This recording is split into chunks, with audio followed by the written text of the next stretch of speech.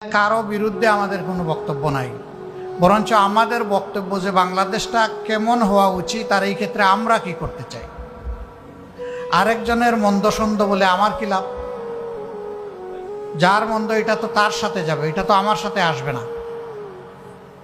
বাংলাদেশ জামাতে ইসলামী এটা বিশ্বাস করে এই জমিন আসমান সহ তাম সৃষ্টি আল্লাহ তালার, এবং আল্লাহ তালা বিনা প্রয়োজনে এগুলা সৃষ্টি করেন নাই, বিনা উদ্দেশ্যেও সৃষ্টি করেন নাই।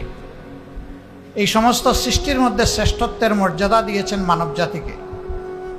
মানব জাতিকে বলা হয়েছে আশরাফুল মখলুকাত, সমস্ত সৃষ্টির সেরা। এই সেরা সৃষ্টির কাছ থেকে আল্লাহ তালা কি চান? আল্লাহ তালা সিম্পল 2-3টা জিনিস চান, বেশি কিছু না। ওমা খালাক্তুল জিন্না ওয়াল ইনসা ইল্লা লিয়াবুদুন।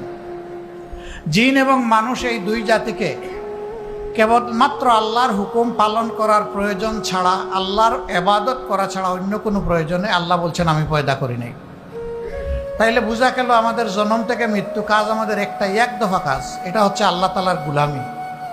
স্বাভাবিকভাবে এই প্রশ্ন দেখা দিবে, আল্লাহ তালার গুলামি তো আমরা যখন মসজিদে যাই নামাজ পড়ি তখন করি।